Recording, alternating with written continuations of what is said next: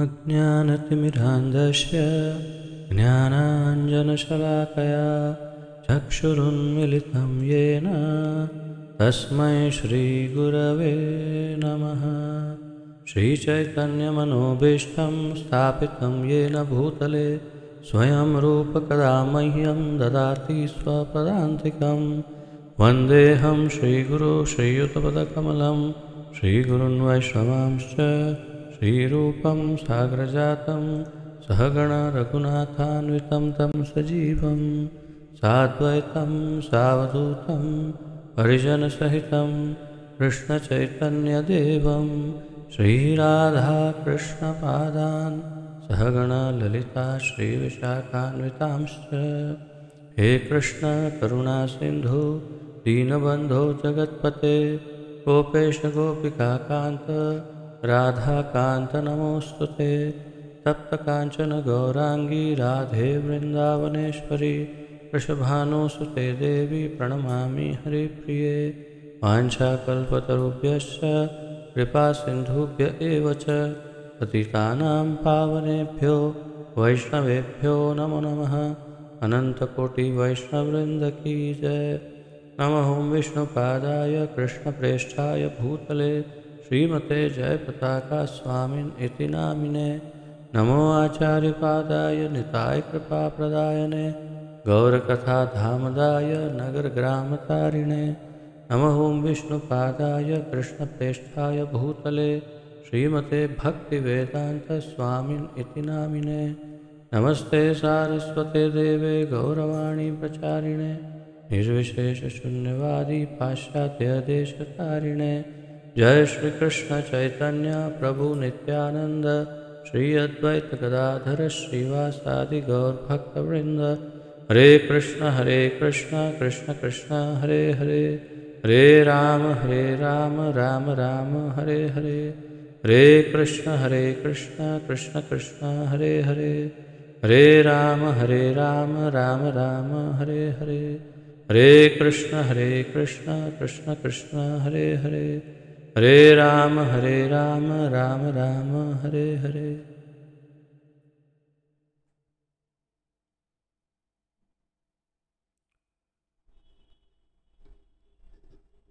आप सबका बहुत स्वागत है आज के इस दिव्य ज्ञान यज्ञ में, जिसके अंतर्गत हम श्रीमद् भगवद गीता यथारूप का सम्मिलित अध्ययन कर रहे हैं, जिसका आलेखन हमारे इस्कॉन के संस्थापक आचार्य श्री श्रीमद् अभय चरणारविंद भक्तिवेदांत स्वामी श्रील प्रभुपाद जी ने किया है। श्रील प्रभुपाद की जय।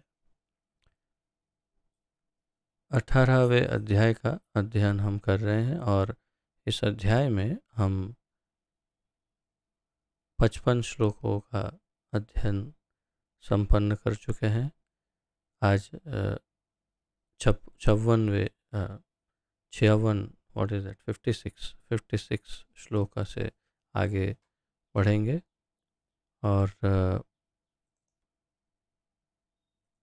पिछली बार आपको स्मरण होगा 51वें श्लोक से 55 तक का हमने अध्ययन किया था। उसका एक संक्षिप्त पुनरावर्तन आज करेंगे तथा तत्पश्चात आगे अध्ययन जारी रखेंगे। तो आइए एक पुनरावर्तन करते हैं 51वें श्लोक से।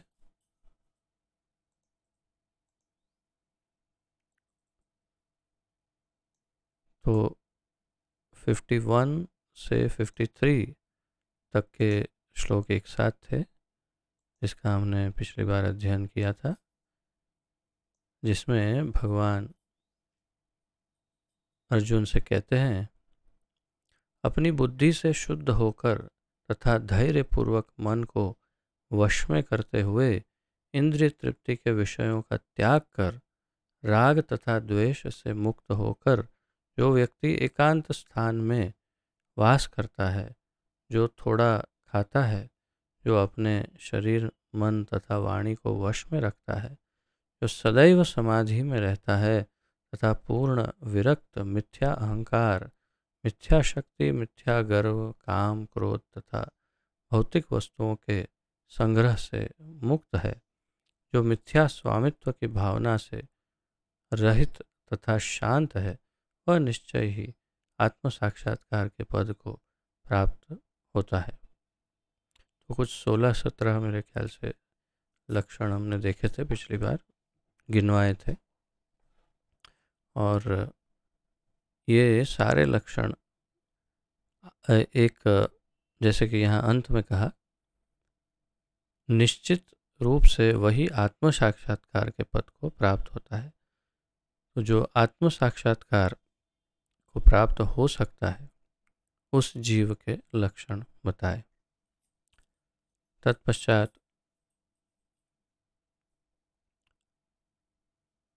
54वें श्लोक में बताया, ब्रह्मभूत प्रसन्नात्मा न शोचति न कांक्षति समः सर्वेषु भूतेषु मद्भक्तिम लभते पराम। इस प्रकार जो दिव्य पद पर स्थित है, वह तुरंत परब्रह्म का अनुभव करता है और पूर्णतया प्रसन्न हो जाता है। वह न तो कभी शोक करता है, न किसी वस्तु की कामना करता है। वह प्रत्येक जीव पर समभाव रखता है। उस अवस्था में वह मेरी शुद्ध भक्ति को प्राप्त करता है। तो इस प्रकार यहाँ पर भगवान अपनी भक्ति, मद भक्तिम लभते पराम, अपनी भक्ति का वर्चस्व, सर्वोपरिता या श्रेष्ठता स्थापित करते हुए ये बता रहे हैं अर्जुन को कि इस प्रकार का जो मुक्त व्यक्ति है, जो आत्म साक्षात्कारी है, वो फिर अंततोगत्वा मेरी शुद्ध भक्ति को प्राप्त होता है, भगवान कह रहे हैं उस अवस्था में। तो शुद्ध भक्त या भगवान की शुद्ध भक्ति की प्राप्ति का जो लक्षण है, वो उसका यहाँ पर वर्णन है। और फिर शुद्ध भक्त या भक्ति की सर्वोपरिता 55वें श्लोक में भगवान ने स्थापित की, जो अत्यंत महत्वपूर्ण श्लोकों में से है और जिसमें बिल्कुल स्पष्ट रूप से भक्ति को ही सर्वश्रेष्ठ बताया। भक्त्या माम अभिजानाति यावान्यश्चास्मि तत्वतः ततो माम तत्वतो ज्ञात्वा विशते तदनंतरम। केवल भक्ति से मुझ भगवान को यथारूप में जाना जा सकता है। जब मनुष्य ऐसी भक्ति से मेरे पूर्ण भावनामृत में होता है, तो वह वैकुंठ जगत में प्रवेश कर सकता है। तो जो गोलोक धाम या वैकुंठ धाम, भगवान के धाम, परम धाम को जो प्राप्त हो सकता है या प्रवेश कर सकता है, उसके लक्षण इस श्लोक में बताए कि किस अवस्था में वह वैकुंठ में प्रवेश कर सकता है, उसका वर्णन इसमें बताया है इस श्लोक में। तथा अब अगला जो श्लोक है, उसका उच्चारण तथा अध्ययन प्रारंभ करते हैं।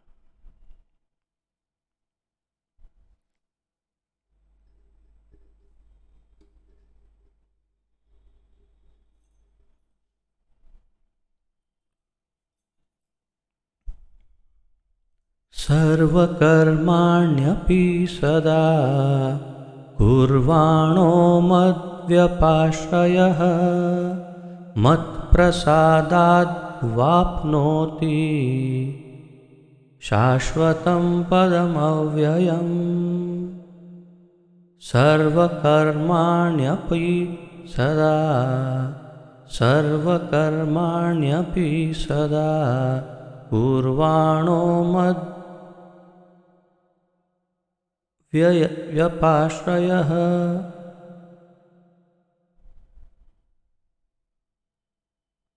मत्प्रसादात् अवाप्नोति शाश्वतं पदम अव्ययम्।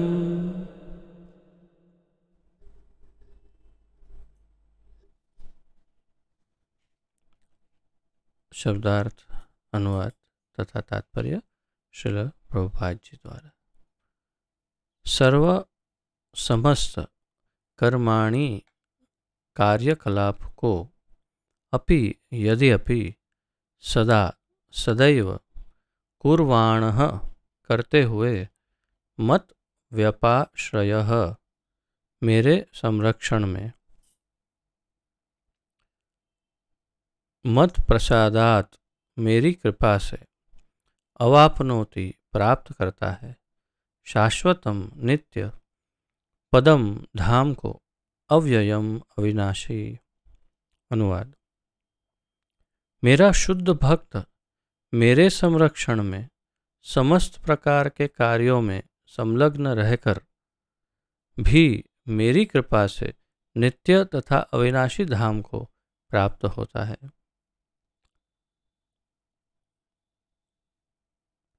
यहाँ पर भगवान अपने भक्त की तरफदारी, जिसे अंग्रेजी में पार्शियलिटी कह सकते हैं, पक्षपात का भाव प्रदर्शित कर रहे हैं। क्यों न हो, एक माता अपने स्वयं के पुत्र की तरफ हमेशा थोड़ी सी अधिक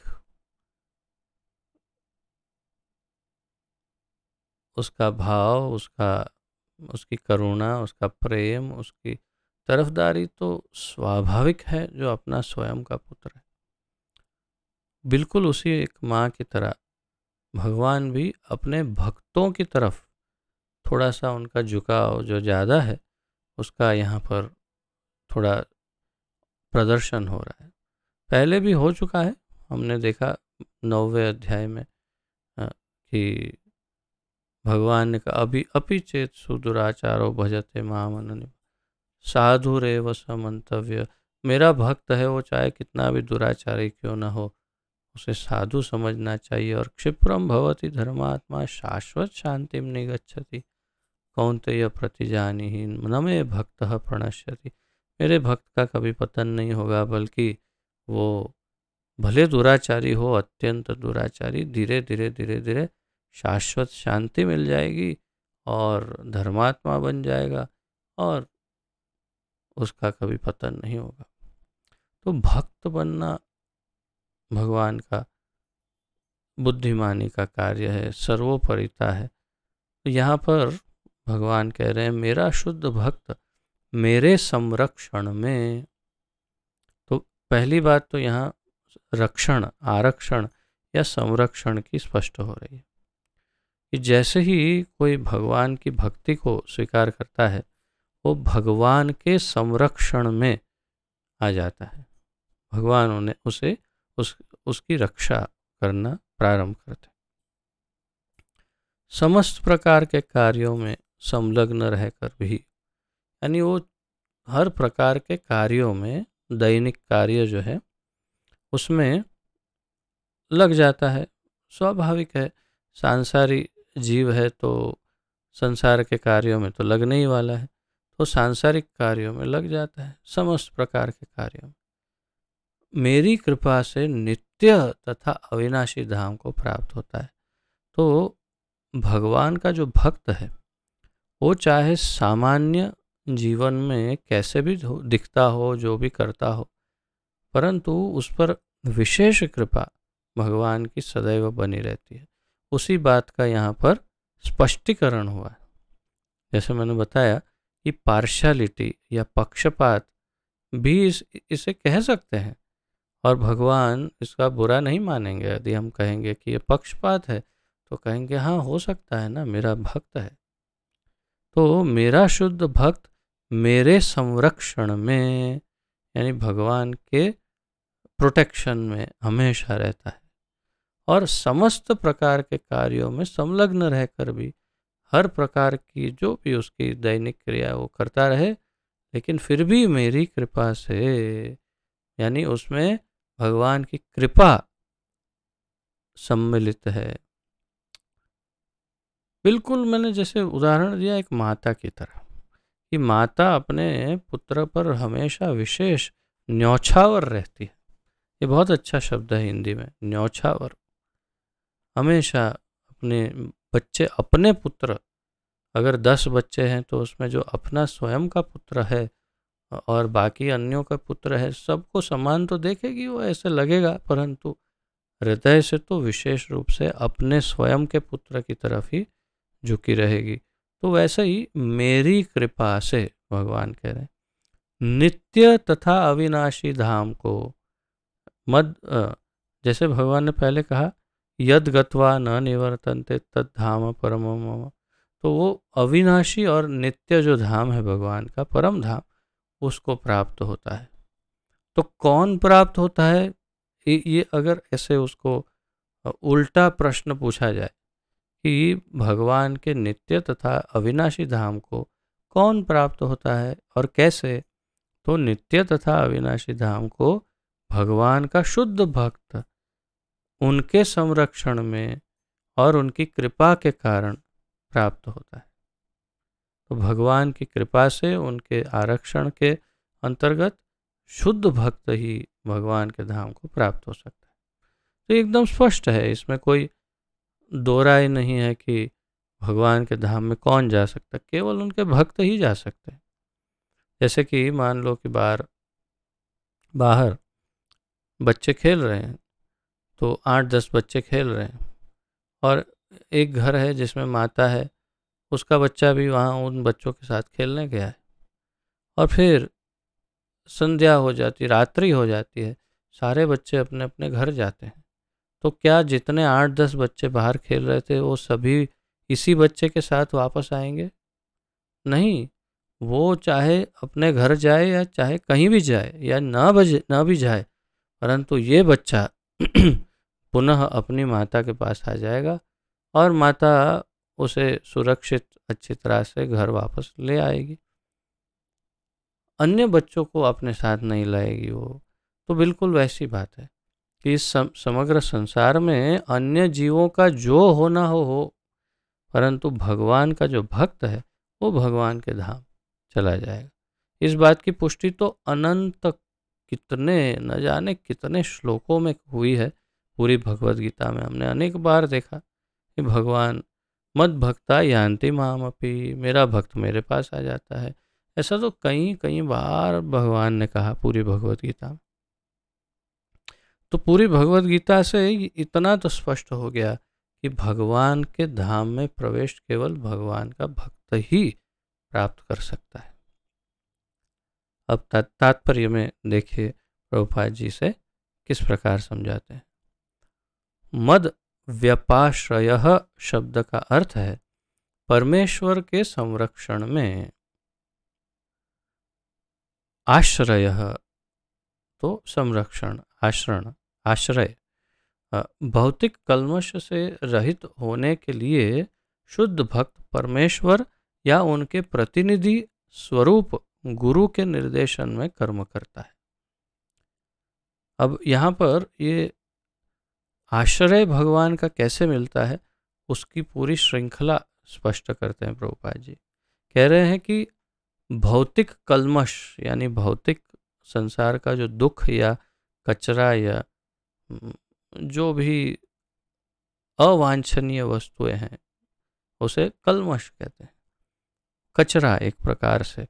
तो इस भौतिक कल्मश से रहित होने के लिए शुद्ध भक्त परमेश्वर या उनके प्रतिनिधि स्वरूप गुरु के निर्देशन में कर्म करता है। तो शुद्ध भक्त कल्मश से मुक्त होने के लिए क्या करता है, परमेश्वर या उनके प्रतिनिधि, जैसे अर्जुन, तो अर्जुन कहाँ कैसे कार्य कर रहा है, परमेश्वर के सीधे मार्गदर्शन में कार्य कर रहा है। तो या तो सीधा परमेश्वर के मार्गदर्शन से कार्य करे या फिर उनके प्रतिनिधि गुरु के निर्देशन में कर्म करे, तो भी एक ही बात है, क्योंकि वो भगवान के अधिकृत परंपरागत अधिकृत गुरु हैं या तो प्रतिनिधि हैं। तो उसके लिए समय की कोई सीमा नहीं है, वह सदा 24 घंटे 100% परमेश्वर के निर्देशन में कार्यों में संलग्न रहता है। और उसके लिए समय की कोई मर्यादा सीमा नहीं है कि हाँ 9 to 5 यानी सुबह 9 से शाम को 5, या तो इतने घंटे या इतना समय या इतना, सप्ताह में सिर्फ वीकेंड्स पर, ऐसा कुछ 2400 घंटे 100%, 100% परमेश्वर के निर्देशन में ही कार्य में लगा रहता है।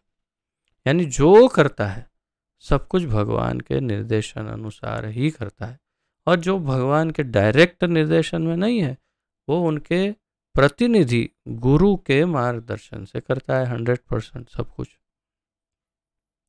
तो हम अर्जुन की स्थिति में नहीं हैं, और इसलिए हमें गुरु के मार्गदर्शन, आचार्यों के मार्गदर्शन के अनुसार कार्य करना चाहिए, वह भी भगवान का ही निर्देशन है। उसके लिए समय की कोई सीमा नहीं है, वह सदा, हाँ जैसे फिर आगे कहा, ऐसे भक्त पर जो कृष्ण भावनामृत में रत रहता है भगवान अति अधिक दयालु होते हैं। तो ऐसा भक्त जो कृष्ण भावनामृत में रत रहता है, डूबा रहता है, हमेशा नित्य सदा सर्वदा 24 घंटे, भगवान अति अधिक दयालु होते हैं उसके प्रति, अति अधिक उनकी कृपा उसे प्राप्त होती है। वह समस्त कठिनाइयों के बावजूद अंततोगत्वा दिव्य धाम या कृष्ण लोक को प्राप्त करता है, और उसके जीवन में, उसके पथ पर चाहे लाख कठिनाई क्यों ना हो, चाहे कितनी भी परेशानियां क्यों ना हो, लेकिन फिर भी अंततोगत्वा वह भगवान के दिव्य धाम या कृष्ण लोक को निश्चित रूप से प्राप्त करता है। ये निश्चित है। वहाँ उसका प्रवेश सुनिश्चित रहता है, इसमें कोई संशय नहीं है, और उसका प्रवेश वहाँ एकदम कंफर्म रहता है, यानी कि पहले से उसके पासपोर्ट पर वीज़ा, स्टैंपिंग सब कुछ हो गया होता है। कहीं वहाँ जाकर के फिर ऐसा, अरे आपका तो वीज़ा पर स्टैंप नहीं हुआ, ओहो आप नहीं आ सकते, ऐसा नहीं होगा। यानी कि भगवान का जो शुद्ध भक्त है उसका सब कुछ पहले से सुनिश्चित रहता है, वहाँ उसका प्रवेश सुनिश्चित रहता है, इसमें कोई संशय नहीं। यानी भगवान का भक्त भगवान के ही धाम जाएगा निश्चित रूप से। उस परम धाम में कोई परिवर्तन नहीं होता, वहाँ प्रत्येक वस्तु शाश्वत है, अविनाशी या अविनश्वर तथा ज्ञानमय होती है। तो जैसे भगवान ने यहाँ कहा इस श्लोक में कि जो नश्वर नहीं अविनाशी है ऐसे धाम में, यानी कि प्रभुपाद जी बता रहे हैं कि जैसे भगवान ने भगवत गीता में अपने धाम का कई प्रकार से वर्णन किया कि जहाँ पर न तद्भासयते सूर्य न शशांको न पावक इत्यादि, और यद्गत्वा न निवर्तन्ते, तो ऐसा परम धाम जो है उसका वर्णन यहाँ भगवान ने एक विशेष शब्द शाश्वत यानी नित्य, नित्य पदम धाम, अव्ययम अविनाशी, इस प्रकार उसका वर्णन किया कि वो नित्य धाम है, अविनाशी है, परम है, उसमें प्रवेश करता है भक्त। अब 57वें श्लोक का उच्चारण तथा अध्ययन करते हैं।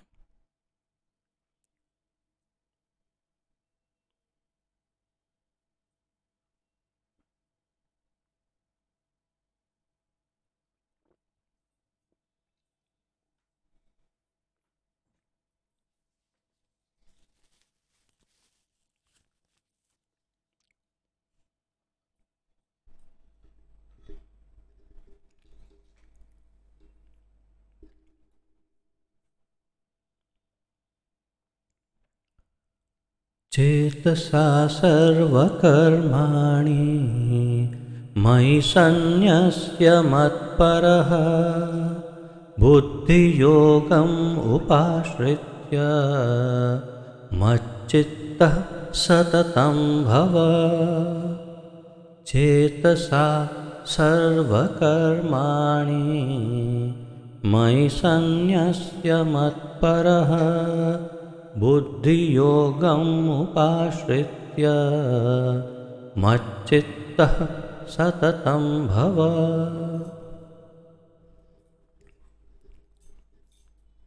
इस श्लोक तक तो भगवान अब समझाने लग गए अर्जुन को कि मेरी इस शुद्ध भक्ति में लग जाओ, मेरा भक्त बन जाओ और मुक्त हो जाओ, अपने आप को मुक्त कर लो।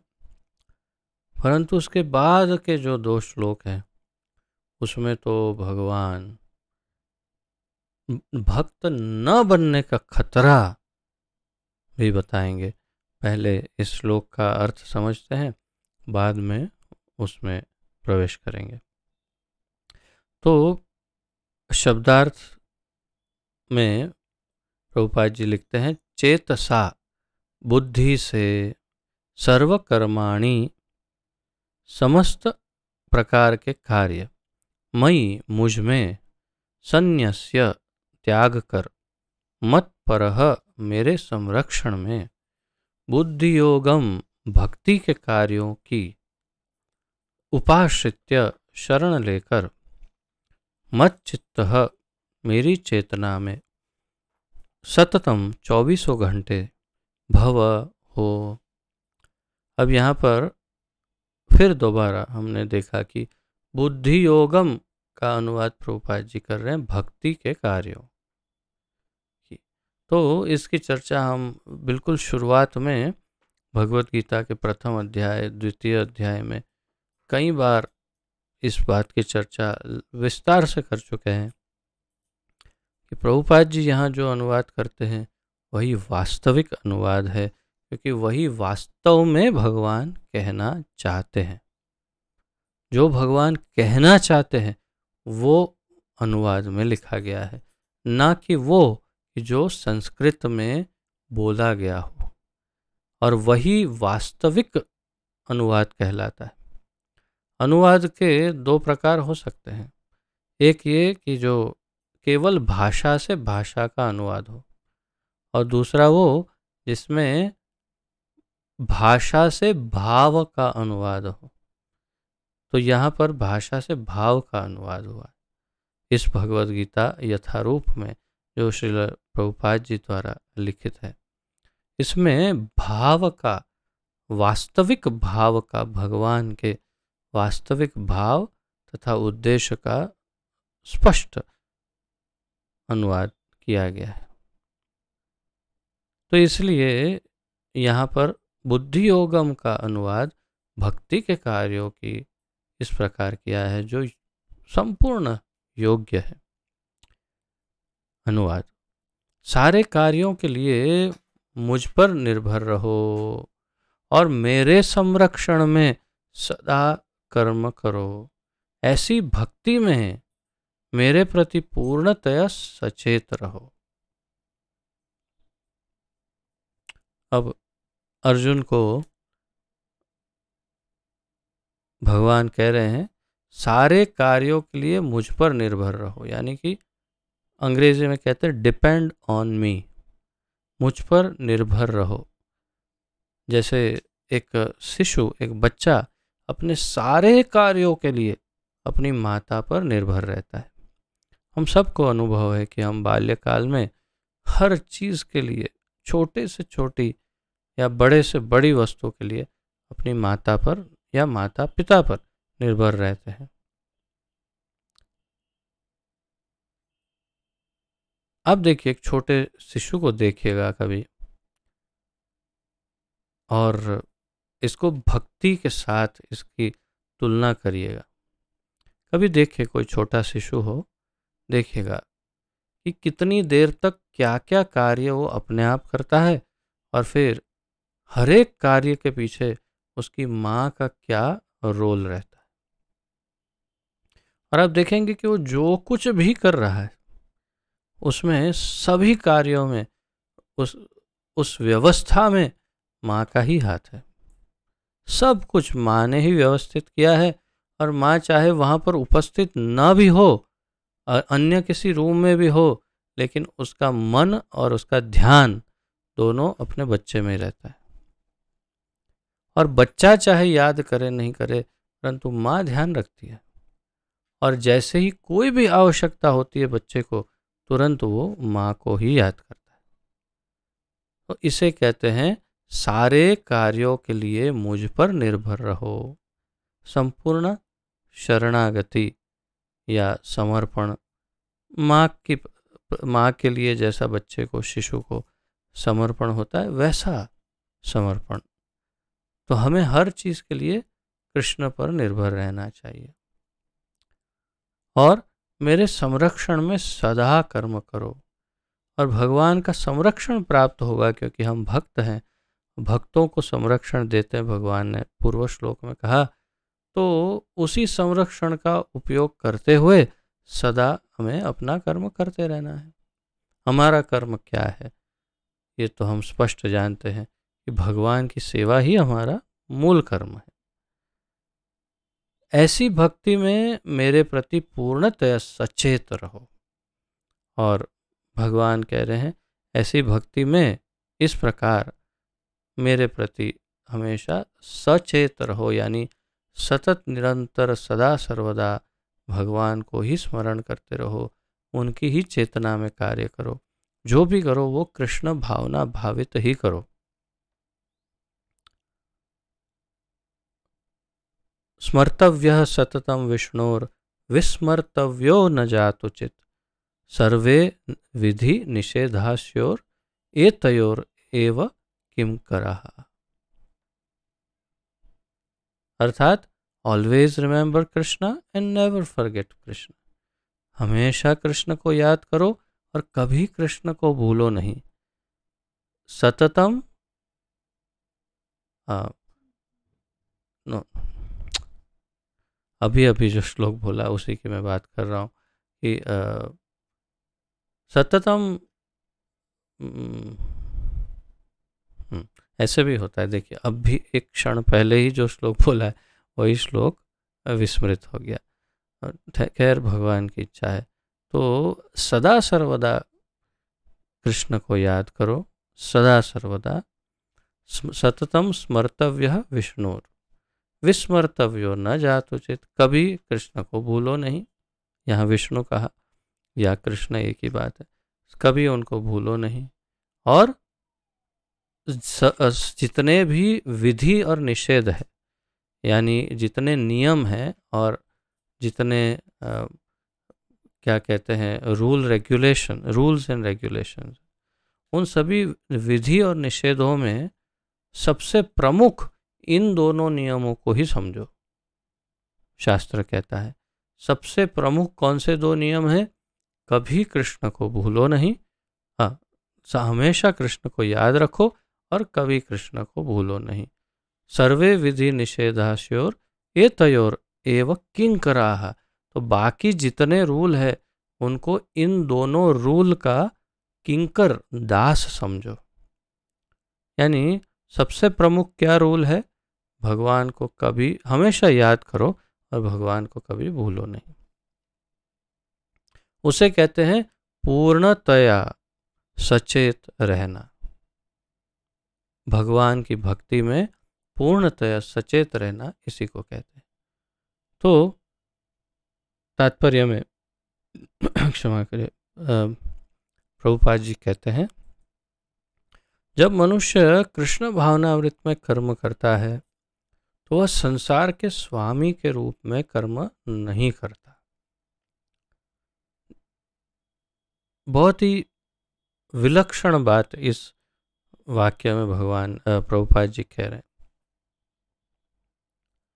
सामान्य रूप से संसार के सारे मनुष्य, बल्कि सारे जीव, इस भौतिक संसार के सारे बद्ध जीव हमेशा स्वामित्व की भावना से ही कार्य करते हैं, जबकि एक कृष्ण भावना भावित भक्त कभी भी स्वामित्व की भावना से कोई कार्य नहीं करता, सदैव दासत्व की भावना से कार्य करता है, हमेशा भगवान के दास के रूप में ही कार्य करता है। सदा सोहम और दास दासोहम, वो कथा मैंने आपको पूर्व में बताई थी। जैसे एक कोई सामान्य व्यक्ति भक्ति करने या कुछ भगवान को ढूंढने निकलता है और उसे एक मायावादी मिल जाता है और उसे सिखाता है मंत्र, सदा सोहम ये जपो। सदा सोहम यानी सदा सो अहम, सदा मैं वही हूँ, यानी कि मैं और भगवान एक है, मैं और भगवान एक ही है। वहाँ से भक्त वैष्णव निकले, उन्होंने कहा अरे क्या अनर्थ कर रहे हो तुम, क्या उल्टा मंत्र पढ़ रहे हो, एक ज़्यादा कुछ नहीं, इसके अंदर एक दा लगा दो आगे, बस सब ठीक हो जाएगा। दास दासोहम, दास दासोहम यानी भगवान के दासों का भी मैं दास हूँ।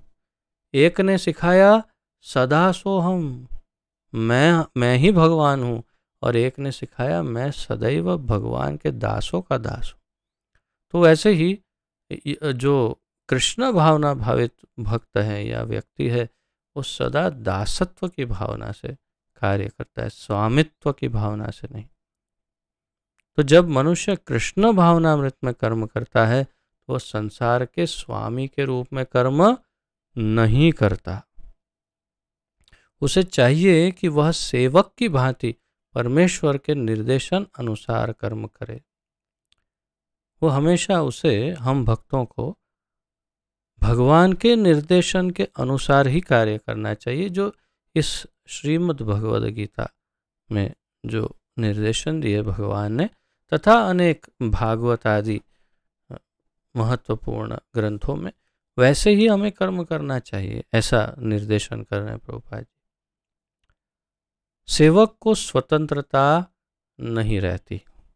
सेवक का अर्थ है जो स्वतंत्र नहीं है, जो हमेशा अपने स्वामी पर ही निर्भर है।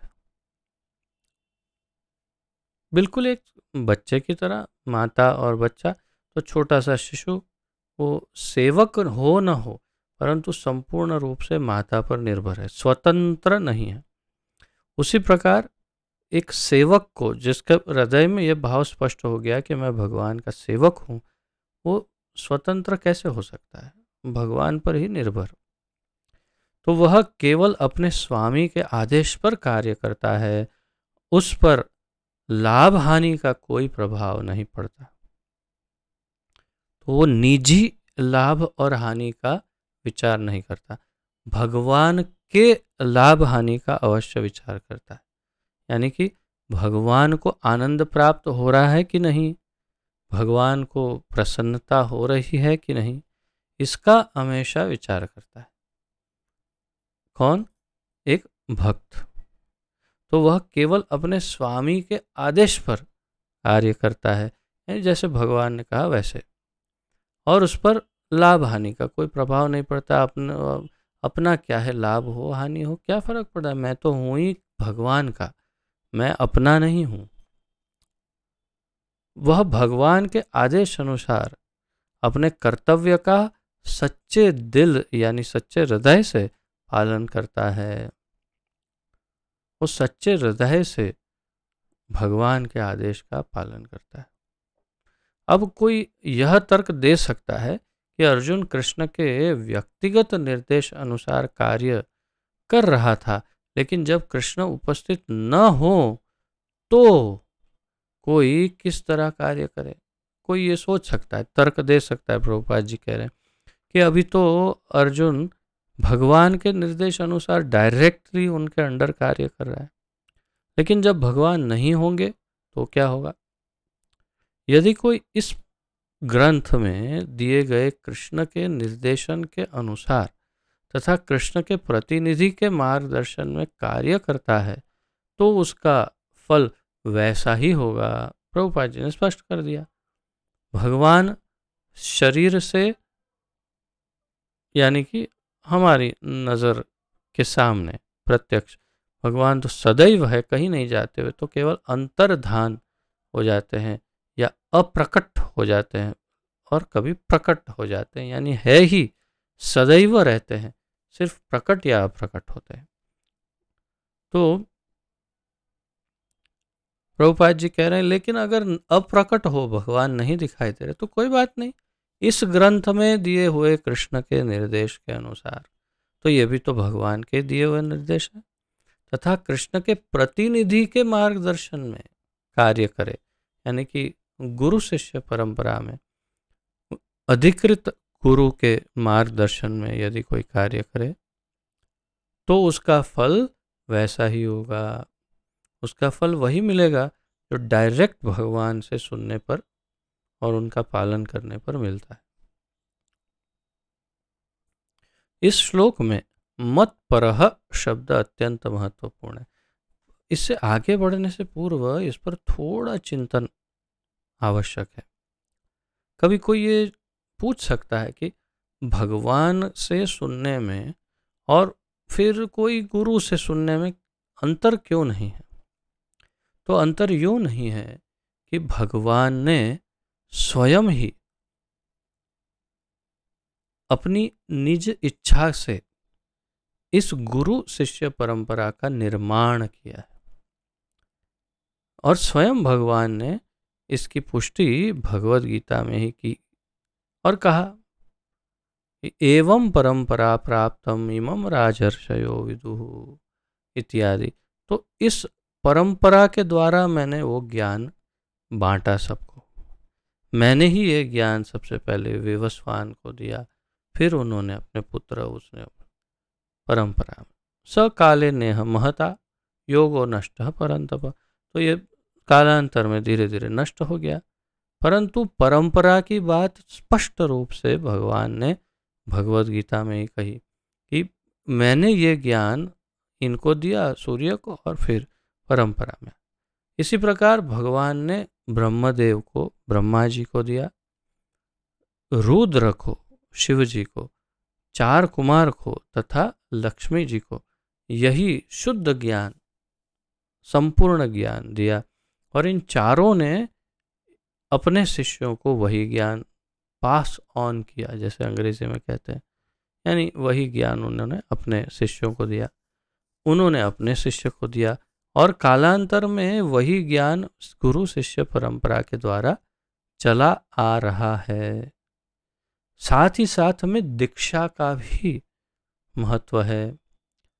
दीक्षा के विषय में तो खैर बहुत कुछ शास्त्रों में लिखा है, जिससे ये स्पष्ट हो जाता है कि दीक्षा से शक्ति भी और वो ज्ञान भी दोनों पास ऑन होते हैं। पास ऑन यानी कि एक से दूसरे में रूपांतरित या स्थानांतरित होते हैं। और इसका अर्थ ये भी नहीं कि जिसने दीक्षा दी है वो उसका एनर्जी, उसकी शक्ति खत्म हो जाएगी, ऐसा नहीं है, ऐसा नहीं होता, ऐसा नहीं हो सकता। वो केवल ज्ञान या उनकी शक्ति जो है वो विस्तृत होकर के शिष्य में भी जाती है। तो जब दीक्षा ली जाती है और ज्ञान लिया जाता है गुरु से परंपरा में, तब वो शुद्ध ज्ञान जो भगवान ने दिया था वही और उनकी कृपा दोनों प्राप्त होते हैं। तो परंपरा का ये बहुत बड़ा महत्व है, जिसे हमें बहुत गंभीरता से समझना होगा और स्वीकारना भी होगा, क्योंकि अगर हम स्वीकार नहीं करेंगे परंपरा का तो फिर हम लाभान्वित नहीं हो पाएंगे, इसका फ़ायदा हम नहीं ले पाएंगे। क्योंकि अगर हम परंपरा को ही नहीं समझते तो हम भगवान को नहीं समझ पाएंगे। कई बार ऐसे लोग चैलेंज करते हैं, नहीं हम भगवान में मानते हैं लेकिन ये गुरुओं में नहीं मानते, हम तो सीधा भगवान के पास ही जाएंगे। तो ट्राई करो, अगर कोई आपके पास डायरेक्ट एंट्रेंस हो, कर सकते हो तो ट्राई करो, परंतु भगवान नहीं चाहते कि आप सीधे जाओ। अन्यथा भगवान ने ये गुरु शिष्य परंपरा का प्रवर्तन ही नहीं किया होता, स्थापना की ही नहीं होती। खैर आगे बढ़ते हैं। तो यहाँ पर प्रभुपाद जी कह रहे हैं, इस श्लोक में मत परह शब्द अत्यंत महत्वपूर्ण है। यह सूचित करता है कि मनुष्य जीवन में कृष्ण को प्रसन्न करने के लिए कृष्ण भावना भावित होकर कार्य करने के अतिरिक्त अन्य कोई लक्ष्य नहीं होता।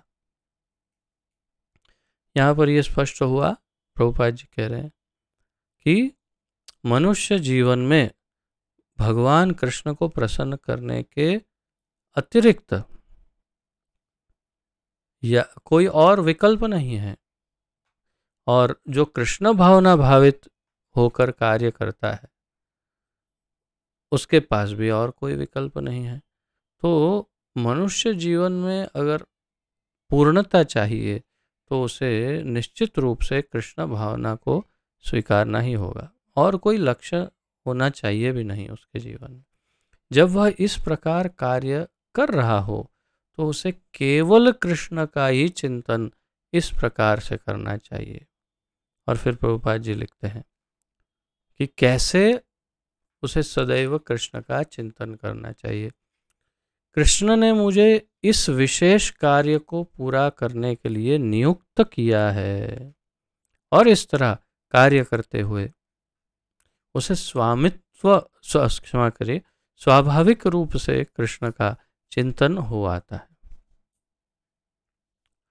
तो प्रभुपाद जी बता रहे हैं कि एक भक्त यही सोचता है, कृष्ण ने मुझे इस विशेष कार्य, जो भी कार्य कर रहा है वो, इस विशेष कार्य को पूरा करने के लिए नियुक्त किया है। अब मान लो कोई चोरी कर रहा है और भक्त भी है, तो क्या वो यही सोचे कि कृष्ण ने मुझे इस कार्य को पूरा करने के लिए, यानी कि अच्छे से ताला तोड़ के चोरी करने के लिए नियुक्त किया है? नहीं। तो इस बात का स्पष्टीकरण आगे प्रभुपाद जी करेंगे कि योग्य कर्म जो है उसके प्रति उसकी नियुक्ति होती है, और वो धर्म और योग्य कर्म आदि, योग्य और अयोग्य की चर्चा तो भगवद गीता पहले ही हो चुकी है। तो योग्य जो भी कर्म है वो गुरु से उसकी जानकारी प्राप्त करे और फिर उसमें नियुक्त हो। तो कृष्ण ने मुझे इस विशेष कार्य को पूरा करने के लिए नियुक्त किया है, ऐसा सोचता है भक्त, और इस तरह कार्य करते हुए उसे स्वाभाविक रूप से कृष्ण का चिंतन हो आता है। तो निश्चित है जब भगवान की सेवा कर उनका कार्य कर रहा है तो उसका चिंतन भी भगवान का हो आता है। यही पूर्ण कृष्ण भावनामृत है, प्रभुपाद जी लिख रहे हैं, यही पूर्ण कृष्ण भावनामृत है। किंतु यह ध्यान रहे कि मनमाना कर्म करके उसका फल परमेश्वर को अर्पित न किया जाए। तो यहाँ पर ये स्पष्ट कर रहे हैं प्रभुपाद जी, जैसा अभी मैंने कहा था कि कोई चोरी कर रहा है, कोई ये कर रहा है, कुछ भी उल्टा सीधा कार्य कर रहा है और सोचा ये मैंने कृष्ण के लिए किया, कृष्णार्पणम, ये मुझे कृष्ण ने ये कार्य करने के लिए नियुक्त किया। नहीं, मनमाना कर्म नहीं, उसके लिए क्या करना है, कहाँ से उसका मार्गदर्शन प्राप्त करना है? गुरु से उसका मार्गदर्शन प्राप्त करना चाहिए, या फिर भगवत गीता से। तो यहाँ जैसे कह रहे, किंतु यह ध्यान रहे कि मनमाना कर्म करके उसका फल परमेश्वर को अर्पित नहीं किया जाना चाहिए। इस प्रकार का कार्य कृष्ण भावनामृत की भक्ति में नहीं आता। अगर मन माने ढंग से कार्य करेंगे और भगवान को अर्पण करेंगे तो वो भक्ति नहीं है। मनुष्य को चाहिए कि कृष्ण के आदेश अनुसार कर्म करे। यह अत्यंत महत्वपूर्ण बात है, प्रभुपाद जी कह रहे हैं। कृष्ण के आदेश अनुसार, कृष्ण जैसे जो आदेश देते हैं, मन मना भव मद भक्तो मद्याजी माम नमस्कुरु, कह रहे हैं तो तू मेरा भक्त बन जा, मुझे ही नमस्कार कर, मेरी ही सेवा कर, मेरे आश्रय में आ जा। तो हमें उनका पालन करना चाहिए आदेश का। तो जो भी आदेश भगवान दे रहे हैं उसी का पालन किया जाए, वो बहुत महत्वपूर्ण है। यह अत्यंत महत्वपूर्ण बात है, प्रभुपाद जी ने कहा। कृष्ण का यह आदेश गुरु परंपरा द्वारा प्रामाणिक गुरु से प्राप्त होता है। तो कैसे ज्ञान प्राप्त होगा कि क्या योग्य है, क्या अयोग्य, क्या कृष्ण की इच्छा है, क्या नहीं, ये सब ज्ञान गुरु शिष्य परंपरा द्वारा प्राप्त होगा। अतएव गुरु के आदेश को जीवन का मूल कर्तव्य समझना चाहिए। इसीलिए गुरु का गुरुमुख पद्म वाक्य चित्ते ते करिया ऐक्य आर न करे हो मने आशा। तो इसीलिए गुरु के मुख से निकला हुआ वाक्य जो है उसे ब्रह्म वाक्य मानकर उनके हर आदेश का चुस्त पालन करना चाहिए। क्यों? इसीलिए क्योंकि वे परंपरा से है, इसीलिए वे क्योंकि वे अधिकृत प्रतिनिधि है भगवान के, और इसलिए क्योंकि भगवान का प्रतिनिधि भगवान के ही समान है। भगवान जो कह रहे हैं वही कह रहा है वो। अतएव गुरु के आदेश को जीवन का मूल कर्तव्य समझना चाहिए। मूल कर्तव्य, कई कर्तव्य हैं हमारे, माता पिता के प्रति, भाई बहन, पुत्रों के प्रति, समाज के प्रति, देश के प्रति, इसके प्रति बहुत सारे कर्तव्य। लेकिन मूल कर्तव्य क्या है? भगवान के प्रति। और वो कहाँ से आता है वो कर्तव्य? गुरु के आदेश को जीवन का मूल कर्तव्य समझना चाहिए। तो गुरु का आदेश सर्वोपरि है। यदि किसी को प्रामाणिक गुरु प्राप्त हो जाता है और वह निर्देश अनुसार कार्य करता है तो कृष्ण भावनामय जीवन की सिद्धि सुनिश्चित है।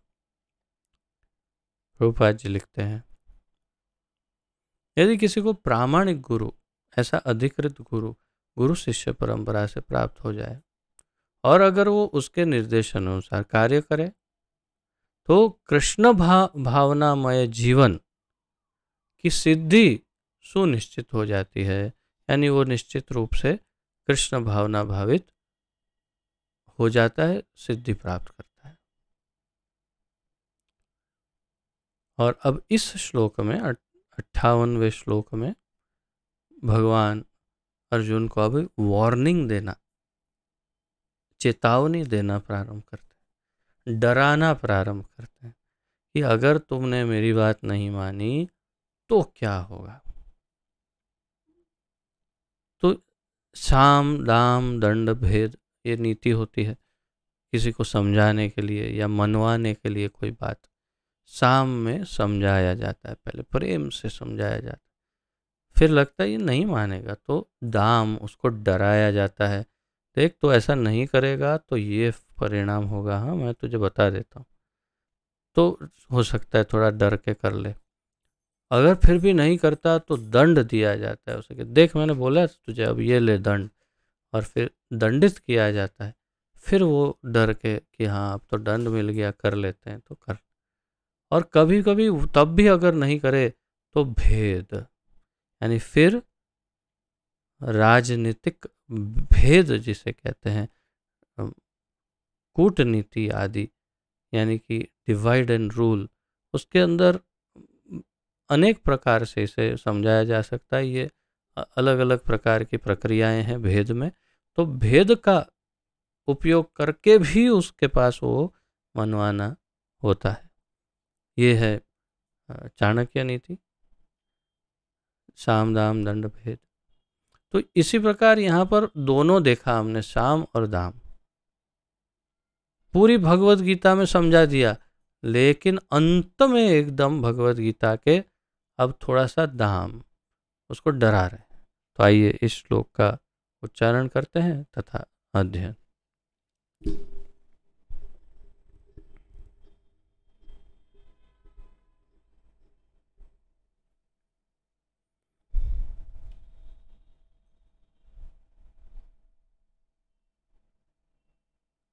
मच्चित्तः सर्वदुर्गाणि मत्प्रसादात् तरिष्यसि अथ चेतत्वम् अहङ्कारान् श्रेयसि विनक्ष्यसि।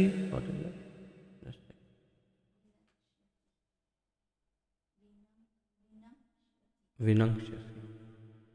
प्रिंटिंग। मच्चित्तः सर्वदुर्गाणि मत्प्रसादात् तरिष्यसि अथ चेतत्वमहङ्कारान् श्रेयसि विनङ्क्ष्यसि।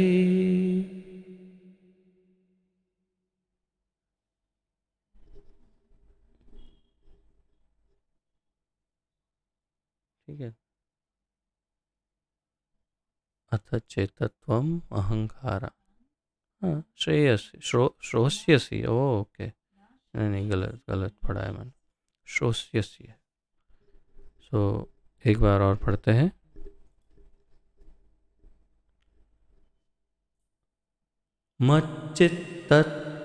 मच्चित्तः सर्वदुर्गाणि मत्प्रसादात् तरिष्यसि अथ चेतत्वमहङ्कारान् श्रोष्यसि विनङ्क्ष्यसि।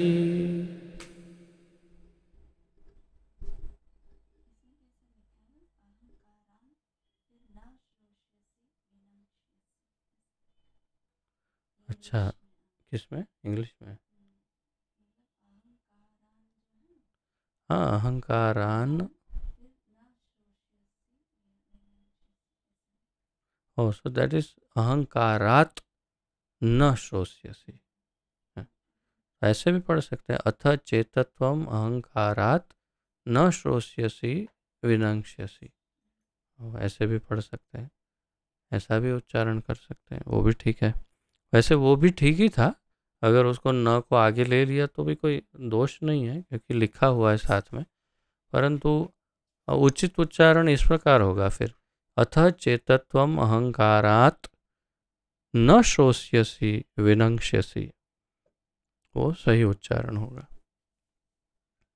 ठीक है, तो शब्दार्थ अनुवाद तथा तात्पर्य प्रभुपाद जी। मत मेरी, चित्त चेतना में, सर्व सारी, दुर्गाणी बाधाओं को, क्षमा करें, बाधाओं को, ऊपर का डॉट इधर उधर, बाधाओं को, मत प्रसादात मेरी कृपा से, तरिष्यसि तुम पार कर सकोगे, अथ लेकिन, चेत यदि, तुम अहंकारात मिथ्या अहंकार से, न श्रोष्यसि नहीं सुनते हो तो, विनङ्क्ष्यसि नष्ट हो जाओगे। अब सुनो, ये उनका वार्निंग। अनुवाद, यदि तुम मुझसे भावना भावित होगे तो मेरी कृपा से तुम बद्ध जीवन के सारे अवरोधों को लांघ जाओगे। लेकिन यदि तुम मिथ्या अहंकार वश ऐसी चेतना में कर्म नहीं करोगे और मेरी बात नहीं सुनोगे तो तुम विनष्ट हो जाओगे। जैसे माता बताती है, देखो मैंने तुझे बता दिया, अगर अब तूने मेरी बात नहीं मानी तो बाथरूम में बंद कर दूंगी। बिल्कुल वैसे ही आप सबको शायद अनुभव होगा भी, मुझे तो है बाथरूम में बंद होने का अनुभव। तो ऐसे अनुभव कभी कभी ज़रूरी होते हैं, तभी फिर अकल ठिकाने आती है। हाँ नहीं करूँ मम्मी, नहीं करूँ और फिर बाद में सीधे हो जाते हैं। तो यहाँ भगवान भी चिमकी दे रहे हैं, और जरा भारी चिमकी दे रहे हैं, क्योंकि अर्जुन तो बड़ा बच्चा है, तो इसलिए उसको कह रहे हैं, अगर तुम मेरी बात नहीं मानोगे तो तुम विनष्ट हो जाओगे, विनाश हो जाएगा। भारी चिमकी।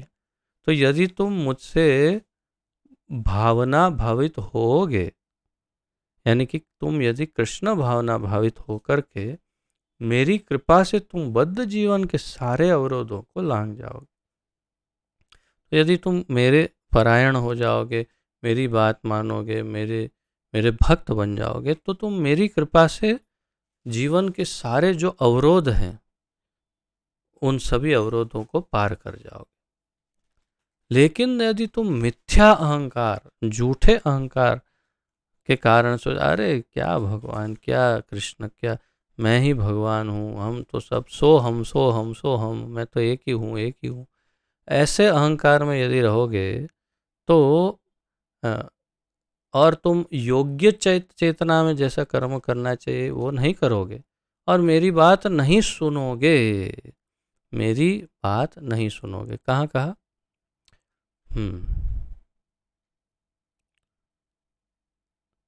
न श्रोष्यसी, न श्रोष्यसी यानी नहीं सुनोगे।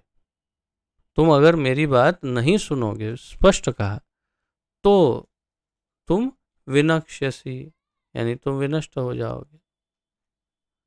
तात्पर्य, पूर्ण कृष्ण भावना भावित व्यक्ति अपने अस्तित्व के लिए कर्तव्य करने के विषय में आवश्यकता से अधिक उद्विग्न नहीं रहता। तो पूर्ण कृष्ण भावना भावित व्यक्ति जो पूरी तरह से कृष्ण का भक्त हो, अपने अस्तित्व के लिए, अपने जीवित रहने के लिए, अस्तित्व को बनाए रखने के लिए कर्तव्य करने के विषय में आवश्यकता से अधिक उद्विग्न नहीं रहता। उद्विग्न, चिंतित, टेंशन में नहीं रहता। कौन? जो भगवान पर निर्भर है, वो भगवान की सेवा के अतिरिक्त और किसी विषय में अधिक टेंशन नहीं करता, चिंता नहीं करता, उद्विग्न नहीं रहता, क्योंकि उसे पता है मेरी सारी जरूरतें तो मेरे ठाकुर जी पूरा करने ही वाले, सबका कर, पूरे इतने बड़े ब्रह्मांड के, अनंत कोटि ब्रह्मांडों के जीवों का पालन कर रहे हैं, तो मेरा क्यों नहीं करेंगे? मैं तो उनका भक्त हूँ। वो तो मेरी माता की तरह है, तो वो मेरे तरफ ज़्यादा ही ध्यान देंगे। मेरा भरण पोषण क्यों नहीं करेंगे भाई? क्यों नहीं करेंगे? अर्जुन आचार्य का उदाहरण तो है ही। हमने वो कथा सुनी कि किस तरह से उन्होंने योगक्षेमम वहामी अहम उसको मिटा दिया। क्या? नहीं नहीं नहीं नहीं, भगवान स्वयं थोड़ी करेंगे। भगवान ने स्थापित किया, स्वयं आकर के उनके घर का भंडार भर दिया और कहा देख मैं कर सकता हूँ, अपने भक्तों का स्वयं भरण पोषण करता हूँ। तो जो कृष्ण भावना भावित भक्त है वो जानता है कि सब कुछ भगवान करने ही वाले हैं, इसलिए आवश्यकता से अधिक प्रयास नहीं करता। वो हमारे इसी ग्रुप में आप सबके मध्य, आप में से अनेक भक्त ऐसे हैं जो इसका बहुत अच्छा उदाहरण है, जिनको वास्तव में इससे कई गुना अधिक प्रयास करना चाहिए लेकिन प्रयास नहीं करते। क्यों? क्योंकि जितना योग्य समय के अनुसार जितना चाहिए उतना ही कार्य करते हैं और जानते हैं बाकी का सब ठाकुर जी पूरा करेंगे। ठाकुर जी पूरा करते ही हैं और करते ही रहेंगे, ये एकदम 100% स्पष्ट है, इसमें कोई डाउट नहीं और उनको भी डाउट नहीं। आपके सामने ही है कई उदाहरण जो काफ़ी संघर्षपूर्ण जीवन जीते हैं लेकिन फिर भी संतुष्ट जीवन जीते हैं, आवश्यकता से अधिक का प्रयास नहीं करते और टेंशन में भी नहीं रहते। तो ये एक कृष्ण भावना भावित भक्त का लक्षण है। जो मूर्ख है, प्रभुपाद जी आगे बताते हैं, वह समस्त चिंताओं से मुक्त कैसे रहे इस बात को नहीं समझ सकता। जो मूर्ख है, बुद्धिहीन है, ज्ञानहीन है, वो मूर्ख इस बात को टेंशन से दूर कैसा हो जाए, स्ट्रेस, टेंशन, चिंताएं, दबाव, इससे किस तरह से दूर हुआ जाए वो उसे पता नहीं होता। जो व्यक्ति कृष्ण भावनामृत में कर्म करता है, भगवान कृष्ण उसके घनिष्ठ मित्र बन जाते हैं। जो कृष्ण भावनामृत में कार्य करता है यानी भगवान के लिए जो सब कुछ कर रहा है, सब कुछ भगवान के लिए कर रहा है, उसके कृष्ण घनिष्ठ मित्र बन जाते हैं। वे सदैव अपने मित्र की सुविधा का ध्यान रखते हैं और जो मित्र 24 घंटे उन्हें प्रसन्न करने के लिए निष्ठापूर्वक कार्य में लगा रहता है, वे उसको आत्मदान कर देते हैं। ओह, क्या कितनी बड़ी बात कही। इंग्लिश में कैसे लिखा है प्रभुपाद जी ने इस वाक्य को? जो 2400 घंटे जो उनके जो व्यक्ति कृष्ण भावना में कर्म करता है,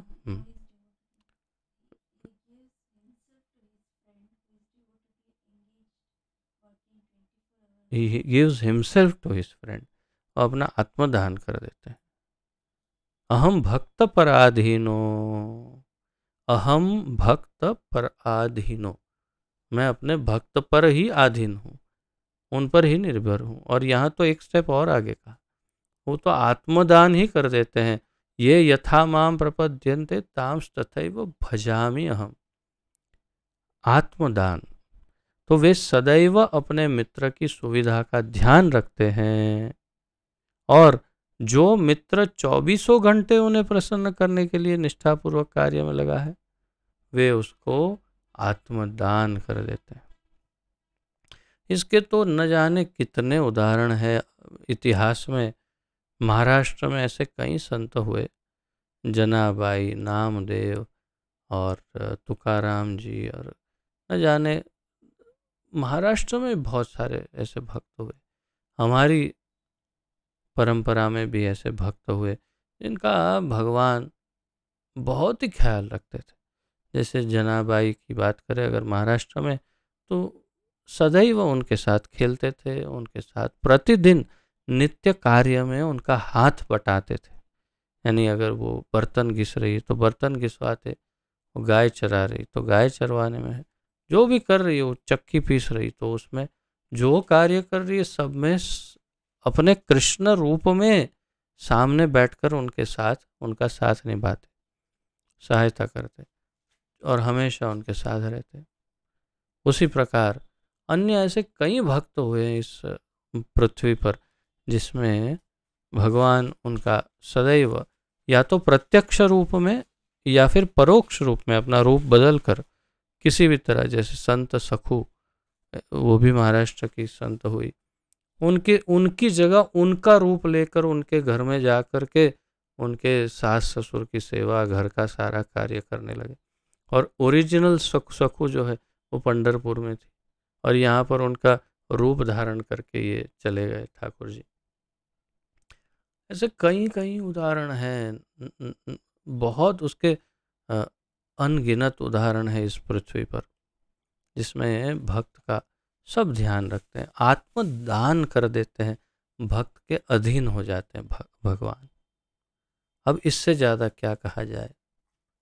भक्त पर इतने न्यौछावर रहते हैं भगवान, बहुत प्रेम करते हैं, बिल्कुल इस माँ की तरह। माँ अपने बच्चे के लिए क्या नहीं कर सकती, क्या नहीं कर सकती। कभी भी अगर मृत्यु सामने हो तो अपने बेटे को बचा करके स्वयं मृत्यु के मुख में चली जाएगी, ऐसे प्रेम करती है। ऐसे ये भगवान का भी प्रेम वैसा ही है अपने भक्तों के प्रति। अतएव किसी को देहात्म बुद्धि की मिथ्या अहंकार में नहीं बह जाना चाहिए। प्रभुपाद जी कह रहे हैं कि देह आत्मबुद्धि, मैं ये शरीर हूँ, मैं ये शरीर हूँ, ये सब झूठी अहंकार युक्त बुद्धि को छोड़ देना चाहिए। मैं ये शरीर नहीं हूँ, उसे झूठे ही यह नहीं सोचना चाहिए कि वह प्रकृति के नियमों से स्वतंत्र है। उसे ऐसा नहीं सोचना चाहिए कि मैं स्वतंत्र हूँ, मैं स्वतंत्र। अरे क्या स्वतंत्र है? अभी थोड़ा सा पेट में दुखेगा, थोड़ा सा लूज मोशन हो जाएगा, फिर दिखाओ कहाँ स्वतंत्र है। अभी कोरोना हो गया और अरे कोई मुझे बचाओ, कोई डॉक्टर के पास ले जाओ, सारी स्वतंत्र, बड़े से बड़े लोग, बड़े से बड़े धनवान से धनवान लोग सब चले गए क्षण भर में। तो झूठी स्वतंत्रता नहीं, उसके अंदर स्वतंत्रता है ही नहीं। वो जानता है भगवान का भक्त, या कर्म करने के लिए मुक्त है, वो भी ये नहीं सोचता कि मैं सब कर्म अपनी इच्छा से कर सकता हूँ, ऐसा भी नहीं सोचता। वह पहले से कठोर भौतिक नियमों के अधीन है, लेकिन जैसे ही वह कृष्ण भावना भावित होकर कर्म करता है तो वह भौतिक दुश्चिंताओं से मुक्त हो जाता है। जैसे ही वो कृष्ण भक्ति में कार्य करने लगता है, वो भौतिक संसार की चिंताओं से अपने आप मुक्त हो जाता है। उसके लिए एक ही करना है, उसे भगवान के लिए चिंता करनी है। चिंता करे, परंतु किस बात की? भगवान को आज मैं क्या श्रेष्ठ सेवा करूं, उनको क्या अर्पण करूं, क्या खिलाऊं, कैसे श्रृंगार करूं, वो क्या मैं करूंगा आज तो वे प्रसन्न होंगे, ये चिंता करे। फिर उसे अन्य चिंता की आवश्यकता नहीं। मनुष्य को यह भली भांति जान लेना चाहिए कि जो कृष्ण भावनामृत में सक्रिय नहीं है, वह जन्म मृत्यु रूपी सागर के भंवर में पड़कर अपना विनाश कर रहा है। प्रभुपाद जी बताते हैं कि जो उसे समझ लेना चाहिए भली भांति कि जो कृष्ण भावनामृत में सक्रिय नहीं है, जो भगवान का भक्त नहीं है, वो इस जन्म मृत्यु रूपी चक्र में गिरेगा और अपना विनाश करेगा। आ ब्रह्म भुवना लोका पुनरावर्तिनो अर्जुन माम उपेत्य तु कौन्तेय पुनर्जन्म न विद्यते। जो भगवान को भजता है, उनके धाम जाता, वही इस चक्र में नहीं पड़ता। और ये चक्र कौन सा है? विनाश चक्र। कोई भी बद्ध जीव यह सही सही नहीं जानता कि क्या करना है और क्या नहीं करना। लेकिन जो व्यक्ति कृष्ण भावना भावित होकर कर्म अंतर से करता है, वह कर्म करने के लिए मुक्त है, क्योंकि प्रत्येक किया हुआ कर्म कृष्ण के द्वारा प्रेरित तथा गुरु द्वारा पुष्ट होता है। तो एक भक्त का जो कर्म है उसमें कोई दुविधा नहीं रहती, ये ठीक है, ये अच्छा नहीं है, इसमें ये होगा, वो कुछ नहीं। क्यों? क्योंकि हृदय में बैठे हुए चैत्य गुरु उसे प्रेरणा देते हैं, ये करो ये करो, और गुरु उसकी पुष्टि करते हैं, हाँ ये ठीक है, ये ठीक है। और शास्त्रों में पढ़ता है वो, हाँ हाँ ऐसे ही बताया, ठीक है, ये भगवान की ऐसे सेवा करो और भगवान प्रसन्न, वो स्वयं भी प्रसन्न, और उसका कर्म जो है वो अपने आप अकर्म बन जाता है, यानी कि भक्ति में। तो इस प्रकार वो जीवन मुक्त हो जाता है। परंतु सामान्य व्यक्ति हमेशा दुविधा में रहेगा, चाहे कितना भी प्रयास क्यों ना करे, वो स्पष्ट नहीं हो पाएगा उसे कि हाँ यही करणीय है और ये अकरणीय, ये किया जाना चाहिए, ये नहीं कर, उसमें फंसा रहेगा। तो इस प्रकार यहाँ पर आज विराम लेते हैं। अगले श्लोक में भी फिर उसे अर्जुन को थोड़ा और डराते हैं कि तुम्हारा ऐसा हो जाएगा, तुम नहीं करोगे तो ये हो जाएगा, तुम, और फिर आगे शीघ्रता से हम आगे बढ़ते जाएंगे इस अध्याय के अंत तक। तो आइए यहाँ पर विराम लेते हैं, और यदि किसी का कोई प्रश्न, उत्कंठा, जिज्ञासा आदि हो तो प्रस्तुत कर सकते।